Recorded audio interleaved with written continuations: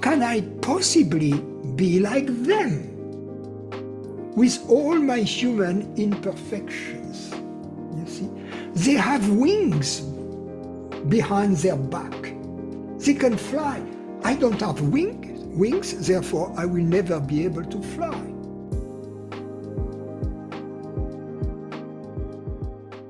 There seems to be a concept that there can be a person established in truth, or a person awakened, and people seem more, people seem happier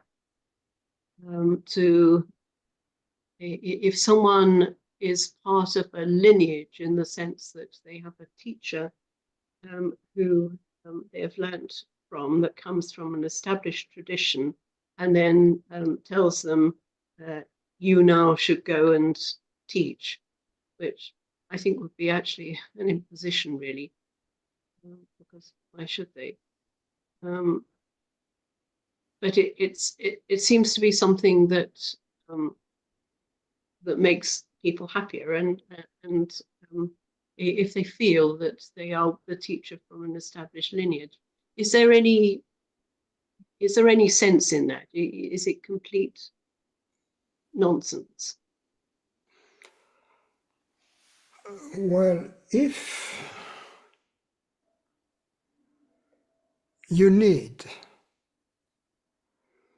someone to confirm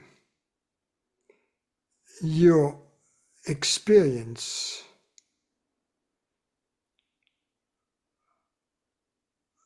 it just means that your experience is not strong enough. Let's take an analogy.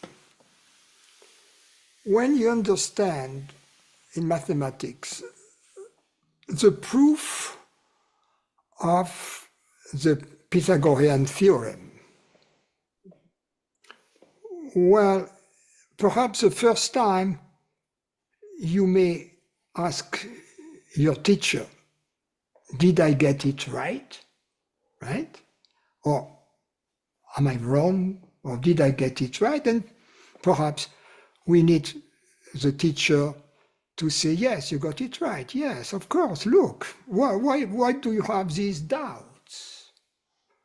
But even if we didn't ask the teacher in elementary school or high school for confirmation of our understanding, we would reach the same conclusion by going several times over the proof, and then we would be free. So because the first thing is about the question you were suggesting is the question of confirmation by the guru of the experience of the student. The authorization to teach is a different. Now, in my case, about 2 weeks after my first meeting with Jean Klein, I had a final, definitive experience that I kind of speak about in the book Eternity Now. But I was kind of a rookie, you know. So the next trip I took, I was living in Marseille, to Saint-Paul-de-Vence, where he lives and was giving at the time weekend satsang. He invited me to stay for dinner, and I asked the question. I described the experience, and he had this weird answer to me at the time. He said, well, it depends. If the experience you're talking about had a beginning in time and an end in time, that's not the experience. So he didn't give me a confirmation. I asked him several times because I was young. I was in the situation of this student who is not sure about his proof of the Pythagorean theorem in spite of the fact that it was correct. He made me wait for 1.5 years. And 1.5 years later, I was staying with him and his companion, Christine. There was the three of us staying in this house in Saint-Paul-de-Vence called La Clarté. It was at the time of the movie festival in Cannes. So in the morning, having breakfast, I don't know why, the three of us, I asked the question again, and he wouldn't answer. Then he said, okay, let's drive to Cannes, let's have lunch in a restaurant. So we did so, took the Mercedes. The three of us, we drove to Cannes, went to this fancy restaurant full of movie directors, stars, you know, smoking cigars at the time.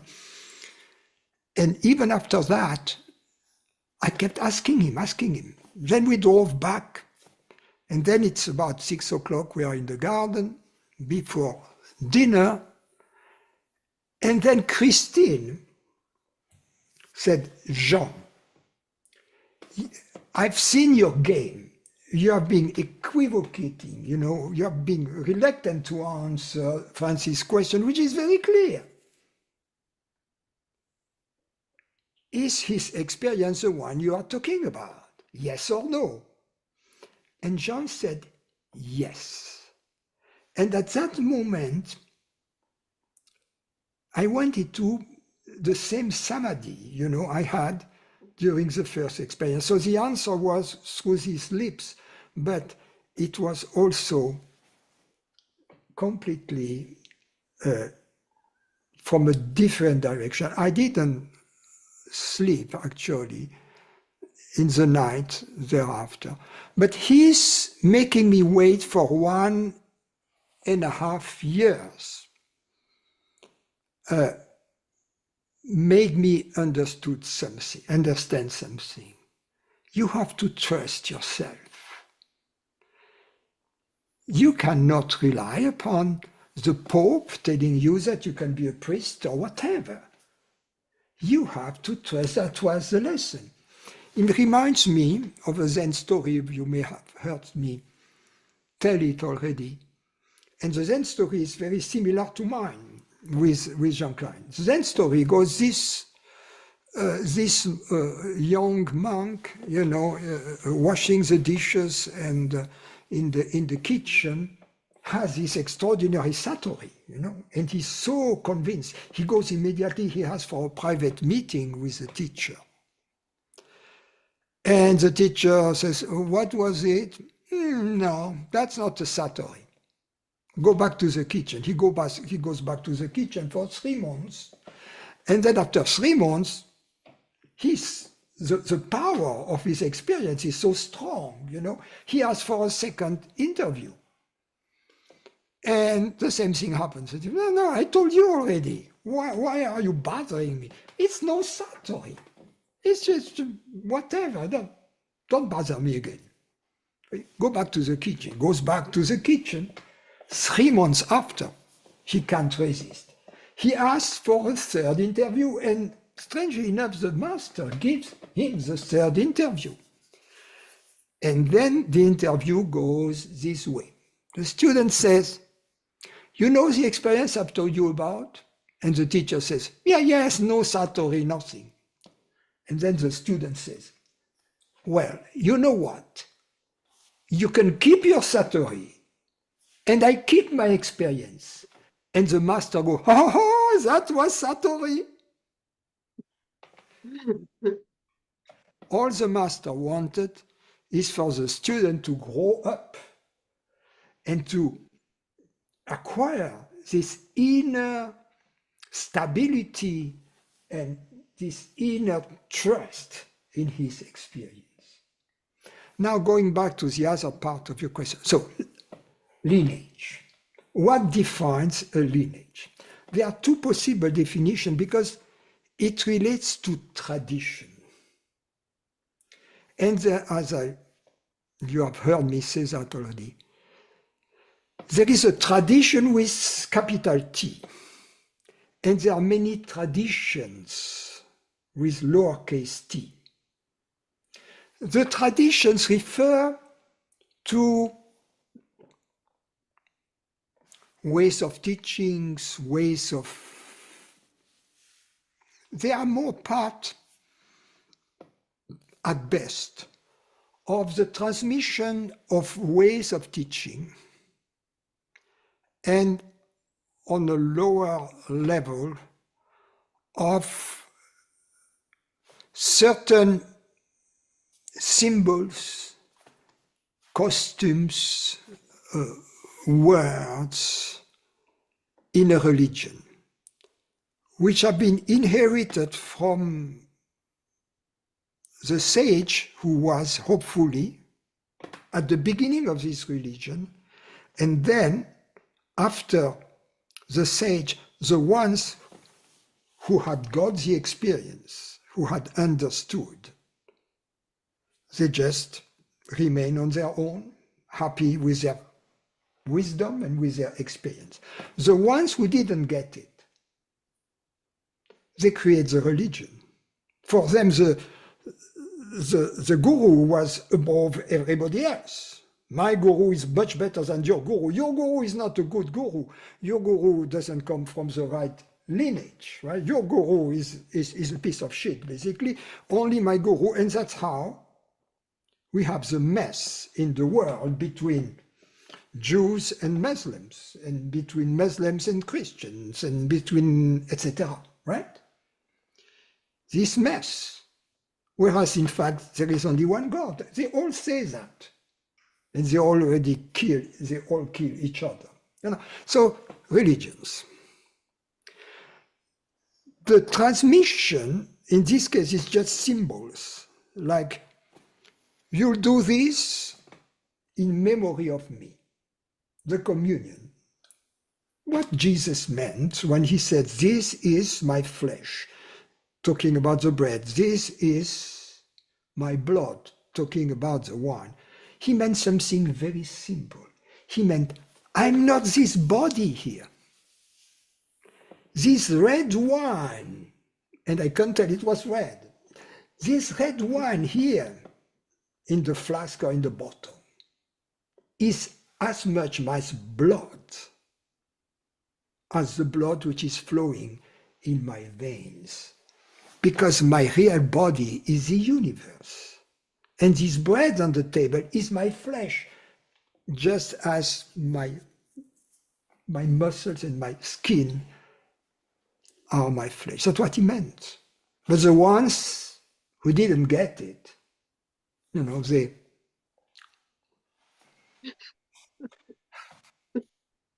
So, religions, and I'm not saying that the religions are useless, because they are honest people who live the teaching and try to do that, and they do good things in the world. Because in whatever has been said by the guru,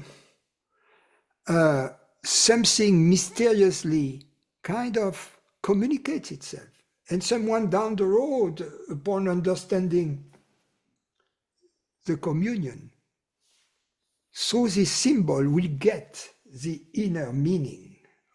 You should go back to it. But it's not as easy as it is with the direct experience of a teacher. And I'm going back now to the other element of tradition, the tradition with a capital T. Nothing phenomenal gets transmitted. What is transmitted is the experience we were talking about. The experience of our true nature. That's what gets transmitted. And that's a real lineage. The lineage is not because the guru has said, okay, you are my successor, or you have to teach. First, not everybody who had this experience has to teach. Far from the truth, many people have the experience of their true nature. They do something else. They sing, they cook, they do mathematics, they do chemistry. It's not necessary to teach, only the ones who are somehow have the skills, the talents, and they have something to teach. Also, they have the experience to teach. That's a prerequisite, right? In order to teach math, unlike what is done in America, you need to know math. Right?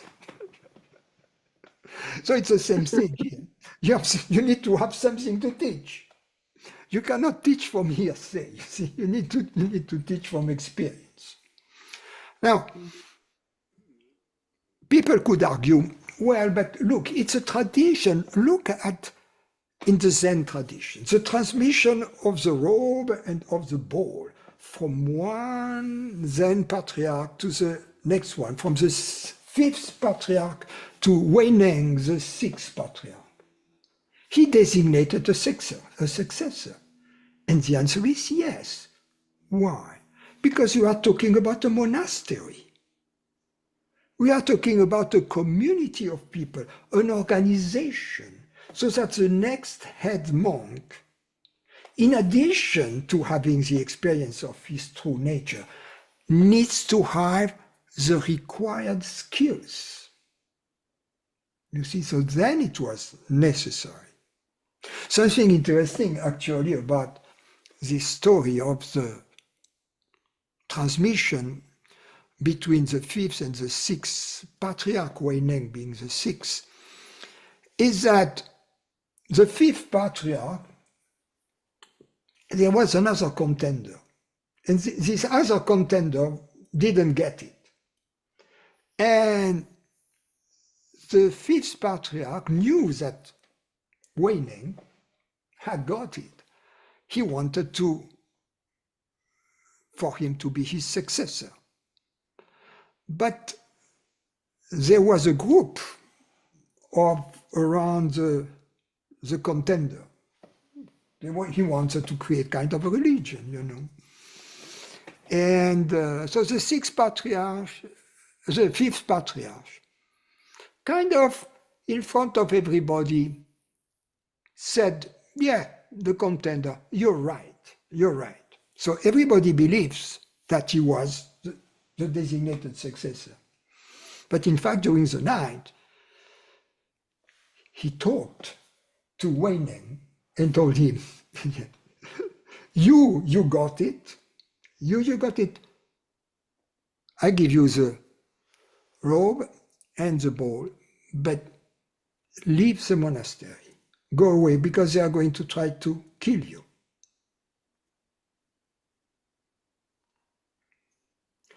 They cannot take it.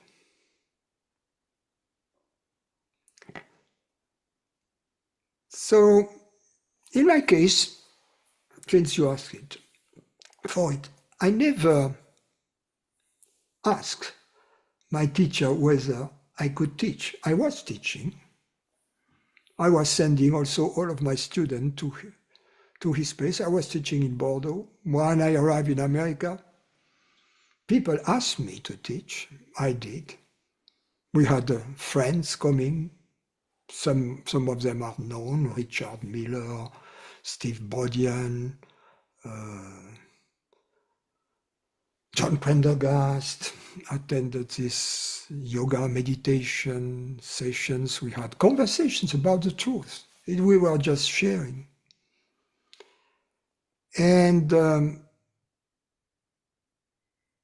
I never asked my teacher, because I had gotten the lesson from this first experience. It needed to come. But we talked about it. I remember the last time I had been told that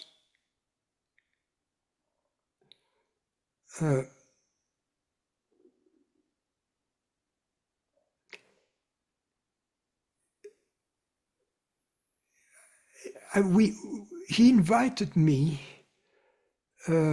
He was living at the time in Gordes, in the south of France, in the house of his daughters. And a trusted student of his name is Jean-Guillaume, was looking after him, cooking. So he invited me. I was in France for a trip. It was before Christmas in 1995. And we talked about my teaching, and we talked about teaching. The dinner was one-on-one. And then after the dinner, I didn't ask at all for this kind of confirmation. He was weak. He didn't walk easily. His daughter had installed a chair, an electric device that was, he couldn't walk up the stairs to go to the bedroom. So on the staircase, his daughter had installed this thing. So he had a transient ischemia. So but his mind was relatively clear. And he kind of hinted that his entourage was a little, he used the word dur in French, which means between harsh and heartless, something like that.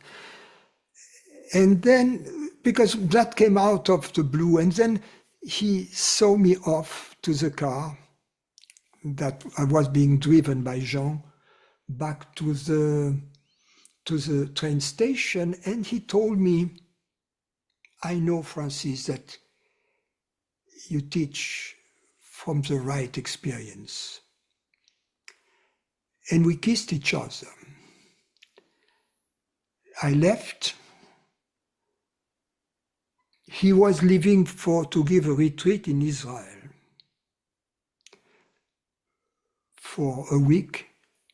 He came back from the retreat and he had his last devastating stroke, after which he never taught.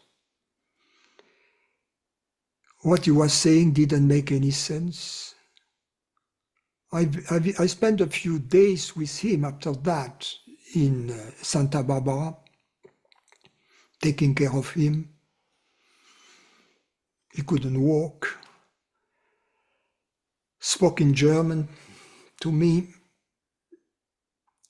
People thought he was making sense in German, but in German he was telling me, your mother and my mother, they were sisters, weren't they? He thought I was his first cousin.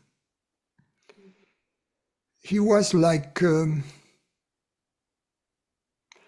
robot, like a machine.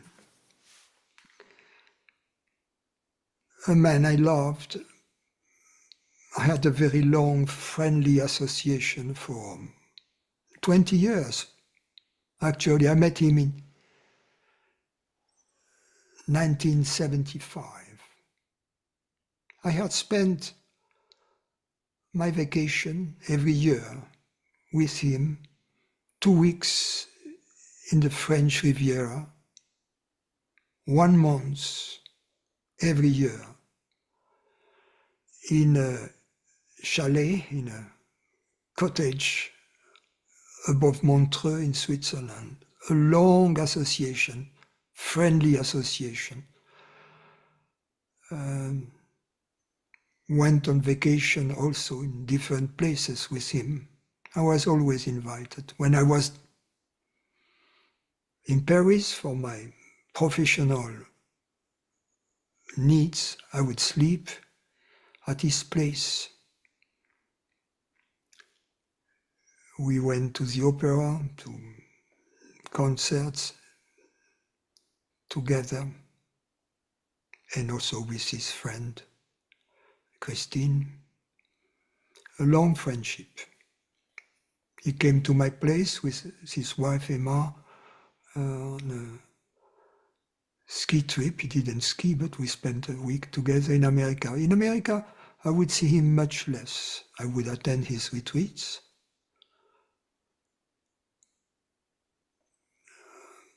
A friend, and that's what a guru becomes, your friend.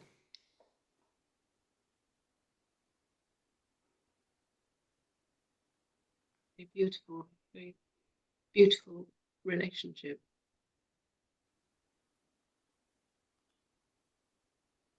Something else I wanted to also ask you about, and that is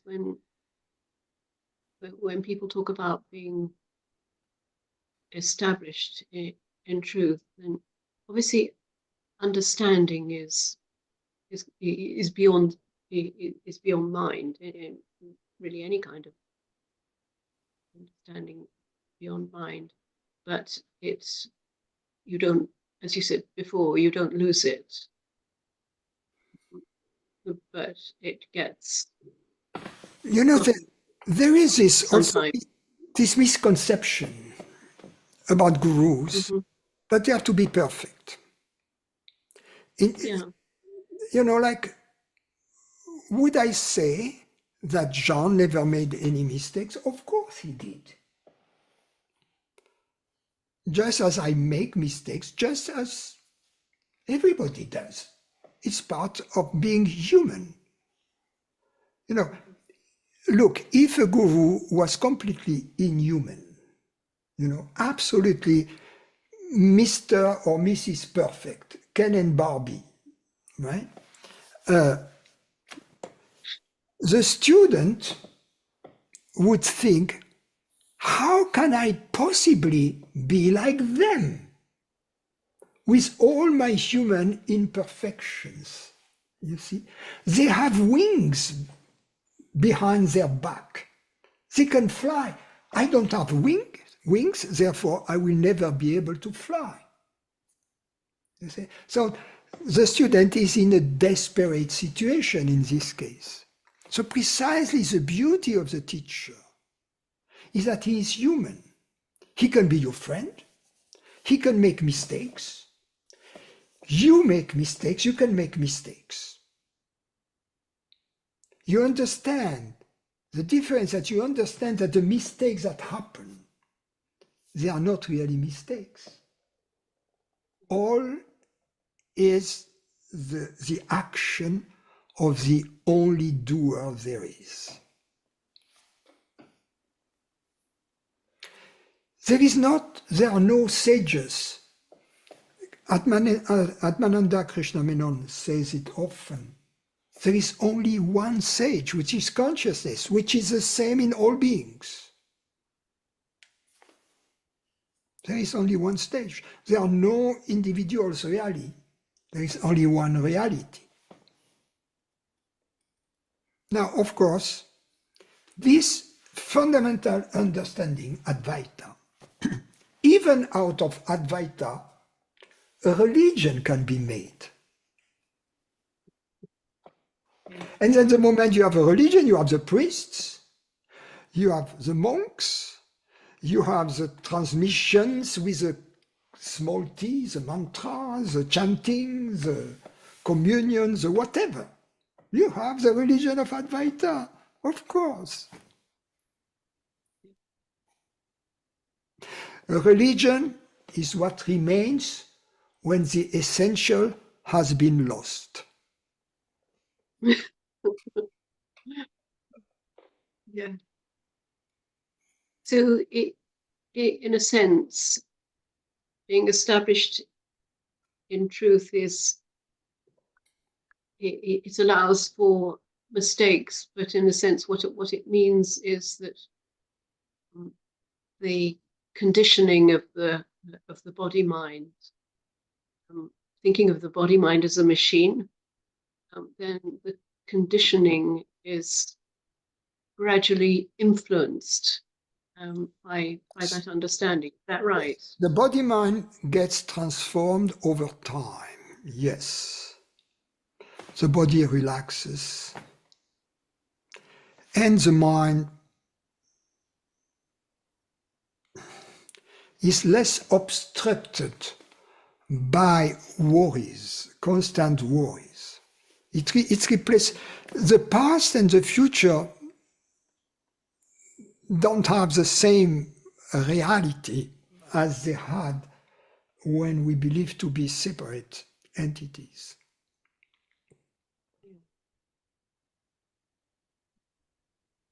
We have, it's like we have one foot in time and the other foot in timelessness.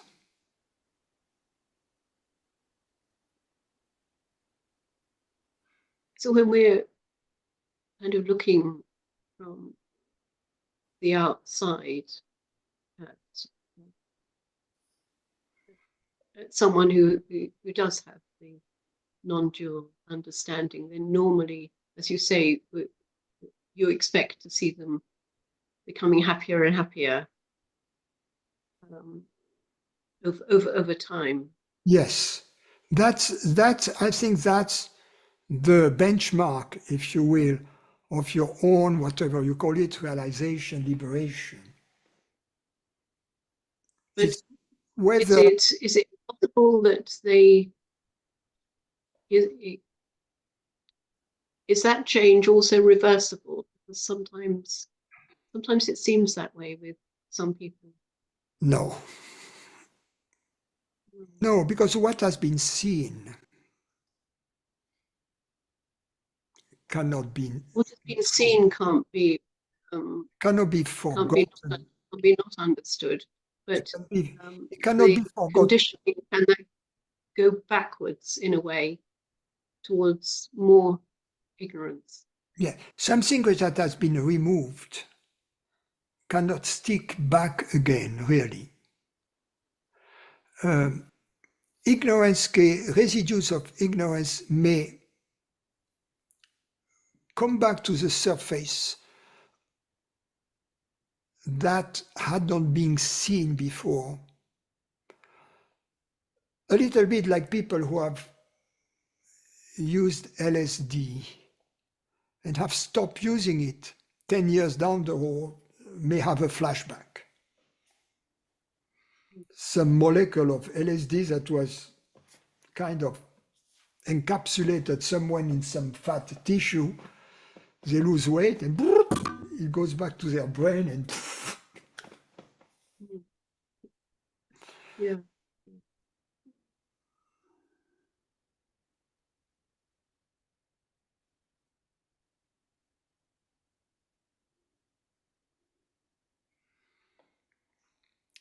So, going back to your question, just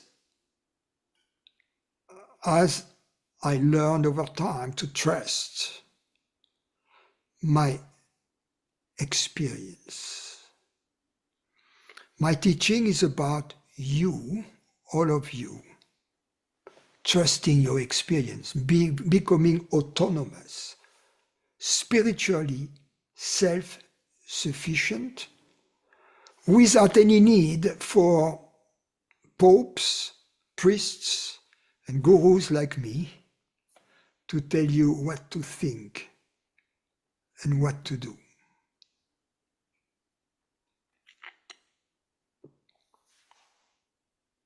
That's perfect. Well, thank you so much. Okay, Jenny, thank you for your question.